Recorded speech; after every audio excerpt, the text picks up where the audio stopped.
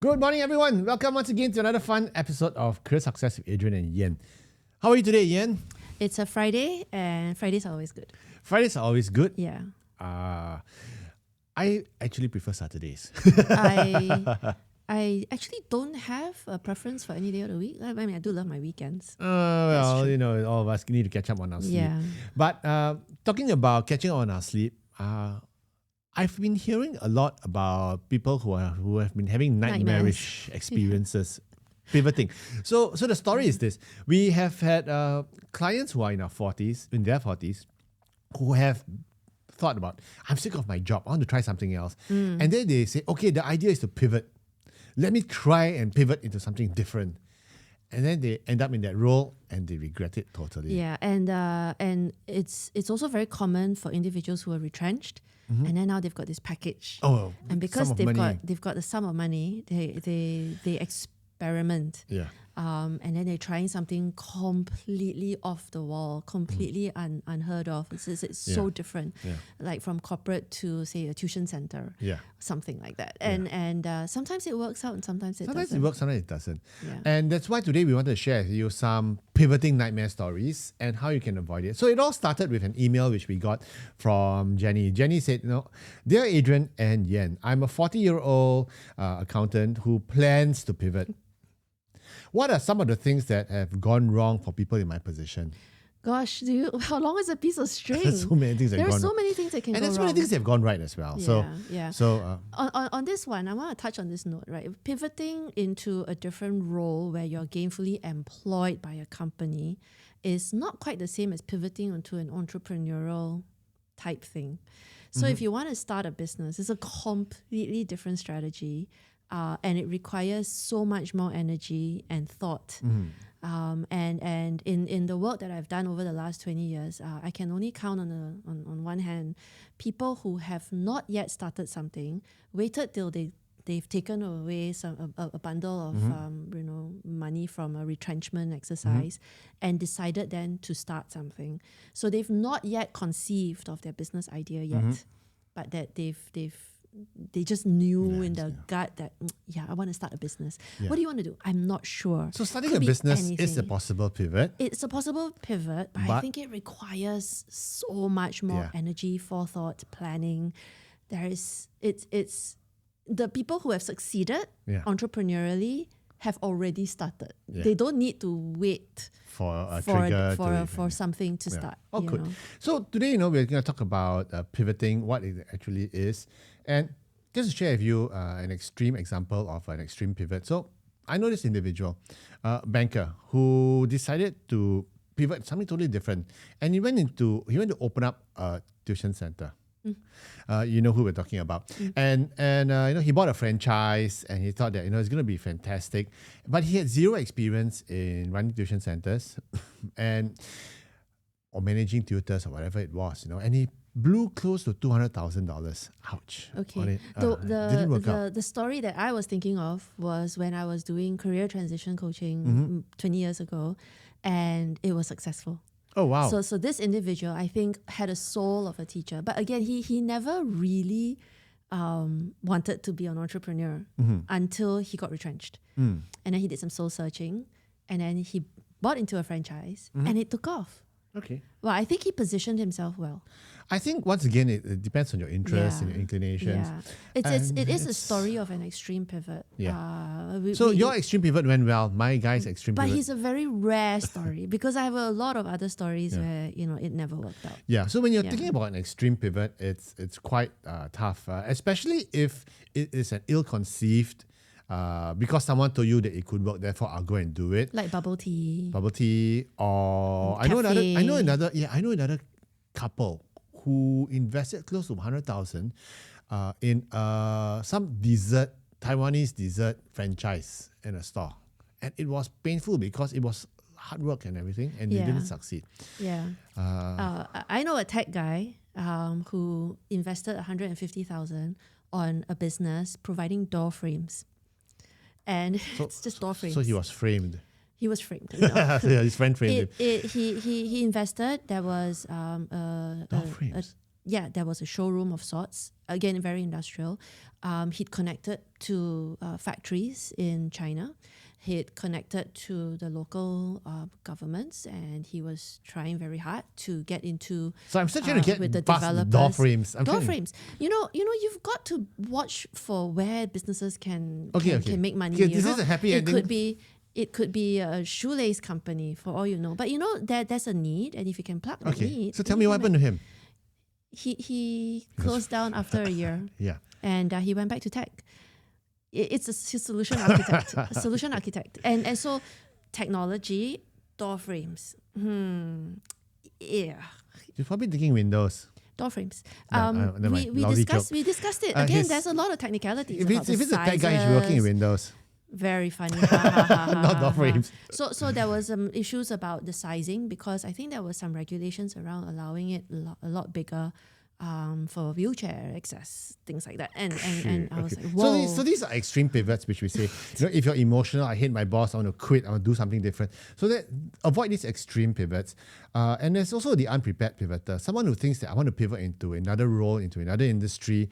I know salespeople who want to pivot into sales training, but they're not properly skilled up in the training methodologies yet, and they go out, they try and start their own sales training business, or even sales training type roles in other organizations, and they're not ready and they're set up for failure. So there's the unprepared pivoter who's not fully skilled yet, and they jump and try and figure out how to do it. But sometimes that's the only way. Sometimes it's the only way. Yeah. And so pivoting, such extreme pivots require you to strengthen your foundations a lot more. Your core.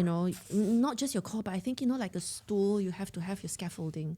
So if you had a mentor with a lot of money, deep pockets, by all means, you just keep throwing money at your mistakes, and then it will take off eventually. Yeah. Or you could have really good business partners who have that commercial acumen. Or the connections. And the connections to open the doors. Or you're a relative of someone very, very wealthy, and you have the brand name. But we're trying to talk about pivots that are not entrepreneurial. So that's why if we look at it, so that's why if you put the entrepreneurial pivots aside, there are two dimensions you can pivot on. One is basically your industry pivot, which means that if you're in banking, you decide, I had enough of banking, I want to go into tech. Yes. Or if I'm in pharmaceutical, that's it. No, I don't want to be in pharmaceutical anymore because... And this is interesting because we've had clients who have been in Coca-Cola, for instance, and they say, I'm not going to pivot to Pepsi. No. Yeah, because that's not a pivot. I'm not gonna switch over. I'm not going to. I'm in Apple. I'll never work for Samsung, or vice versa, right? Yeah. So there are situations where you want to do an industry pivot to something that's a different industry. Yeah. That could work if you're like HR or finance, that's okay. But if you're in sales or technical, it's a bit tough, right? So I'm going to tell you the story about an ancient client from many, many moons ago who was an accountant by training. And I think by the time she reached out to us, she was probably almost 40. And so old. So mean. Seriously, ageism. So anyway, long story long, she studied accounting because this was the time when the parents insisted what you should study, because I'm the one paying for your university degree. And the parents were like engineer, accountant, or law. It's one of those. So anyway, she studied accounting, even though that was not her soul. It was not something she wanted. But like all smart people, she managed. She did well. She went into a Big Four, and she hated every minute of her job because it was repetitive, and it's not something that soul sucking. It to her anyway. Accounting was not her calling. But having done some self-assessment and all that, she decided, oh, wow, I think I'm very suited to marketing. But at 40, positioning herself for a marketing position, a role with no experience, no background, earning $10,000 a month, that she was getting nowhere very fast. So we sat down with her and told her, like, look, this isn't working out because you do not have the necessary domain expertise, and the price that you're already at doesn't make sense for someone to want to pay you fresh graduate salary, because again, there's a difference. You've been 10 years now in the market, So long story longer, it's a good story. She found an accounting role in a marketing agency. Oh, that's good. So that's again, it akins to your industry pivot. So being in the Big Four may be soul sucking because it's not fun. Yeah. But being surrounded by, marketing type activities. Maybe the clientele is a lot more fun, and yes, she's doing finance still, but she's surrounded by happy people, or at least people who she can, have nice, good conversations. It's a different environment. So that's another example of an industry pivot. And I think if you want to do an industry pivot, sometimes an adjacent pivot might be nice. If you're in banking, you go to insurance or fintech, rather than go entirely into food and beverages. I don't know if anyone would hire you. Yeah. For it's rare. It's rare. Yeah. Yeah. I mean, unless you're a CEO. I remember when Lou Gerstner took over IBM, everyone called him the Nabisco guy. Well, John Scully took over Apple as well. So and it worked for a while, level. But it didn't. It worked until it didn't, because John Scully was Pepsi. And he was a marketing guy at Pepsi, and he moved over to Apple. This was in the 80s. I think, at a certain level, maybe we don't need the industry domain. Maybe we really just needed the commercial acumen or the stakeholder management or something. So once again, it comes to the pivot. So besides pivoting on industry, you can also pivot on skills, which means if you're in sales, I want to pivot into a non-sales role, which could be HR. I know an individual who was in sales literally in sales, and he selling what? Books. Oh no. Okay. Books or publishing? Publishing. Books. Okay, basically books, educational journals and books. And for many years he was handling the sales, and he got sick of it. He went to HR, didn't he? He went to HR, and he thrived 18 years in HR. And his pitch to the company to his own company, was that, look, I know the sales commissions, I know the market, I know the industry. And HR is not rocket science, he said. Yeah. Okay, I can learn it along the way. Which he did. He upgraded along the way, and he got. So did he pivot while in the same company? In the same company, right? So he was given a chance. So he pivoted on his skills, but within a safer environment, which was his own company. Because oftentimes no one's going to give you a chance if you're coming in from the cold outside to another company, right? So that's one of the other secrets of pivoting is understanding what skills are needed, having an understanding on what is required from the other side as well.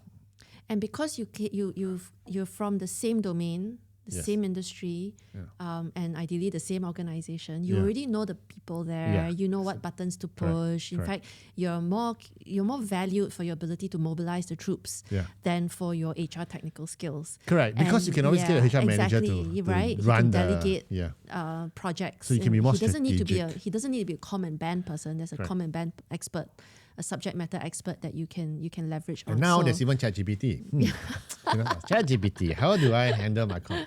So lots of things you can do. So if you stay in the same industry, you already know the game.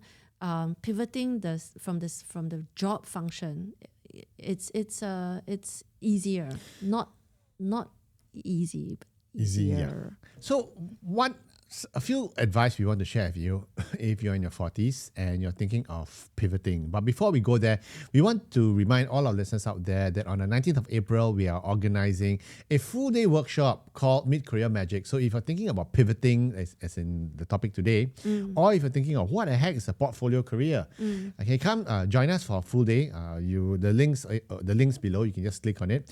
And what we're going to do is we're going to share with you mid-career strategies you can use to enjoy career longevity as well as career happiness. And we're going to have a fun panel of experts there who are going to share with you how they pivoted and how they portfolioed and how they have been progressing post-employment. You don't want to reinvent the wheel. So if someone's already done the mistakes and you can learn from their mistakes, you can shorten your learning curve significantly. Yeah. So that's something we want to recommend that you do. Click on the link below to find out. Back to the advice for pivoting individuals. Do your homework. Just do your homework. Do your homework. And the thing about homework though, and studying on your own can be quite difficult. So if you hit any speed bumps and you wanted some clarity or some perspective and some ideas, you can reach out to us, info@careeragility.org. We have little 1-hour career clinics that you can, maybe you just needed some ideas. We get individuals who reach out to us and ask us just one pressing question, and that's all they need. And that's all they It's need. just a one pressing question. Oh, this is an interesting business opportunity. Should I consider? Yeah. And having an objective sounding board with experts who can give you perspective can help make your decisions a little bit Do easier. you know, I just had a call this morning from a client who took a 1 hour career clinic session. And all she wanted to know, was I scored, there was a performance appraisal. I scored this much, which was above the average. Is it good or bad? Really? Yeah. And we spent about half an hour talking about it. And she was happy. You know, the thing is this, right? Sometimes when there's the tip of the iceberg, and it can be a very simple question, but there's so many other elements that led to this. Correct. And we need to take all of those elements into consideration. You need to move everything aside, repackage the question. So sometimes just come talk to us. But I agree with you. Do your homework. Do not be hasty or do not be emotional about it. Yeah. Mid-career switches are tricky. That's why we recommend that you approach with caution, not just because it's difficult to do, but the risks are higher because you've got bills to pay, you got to buy milk for your baby, you've got pets to feed. Yeah, and your own leisure activities. Yeah, so many things. And again, if it's going to be tough, it's worth, especially if it's something you want to do it. But I've done mid-career pivots before, and starting out CareerAgility is not one of them. I've pivoted into headhunting when I wasn't in headhunting, but it wasn't mid-career. And the funny thing earlier. is, when you look back, you're like, hey, it was so seamless. Yeah, it looked easy. Okay? Yeah, but it wasn't. It wasn't easy. It was a lot of uncertainty, and I wished I had an older me, to sit down and walk me through. So that's why clients engage us to help make the process a bit less painful. But what we want to tell you is this: do your homework. Do not be too ambitious. Okay, do not be as in I want to do a double pivot. I want to pivot both my industry and my role at the same time, and I want to get into a bigger, more exciting. Don't be too adventurous. We've heard a lot of those. Yeah. Don't bite off more than you can chew. Yeah. And be prepared for bumpy roads. Be prepared for failure. Yes. Yeah. And you learn from your failures. Yeah. Let's not end on such a However, somber note. However. Come for the event. The most successful people I know who have constantly reinvented themselves are the serial pivoters.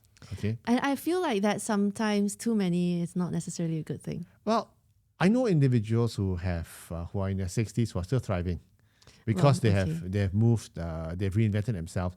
I know this guy who's in his 60s now and he's in business AI.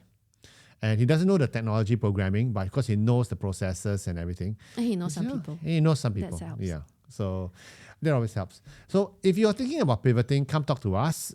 Or if it's not too late, if you're not catching this after the event, turn up on 19th of April at the SPH Auditorium. Tickets are below. Just click on it.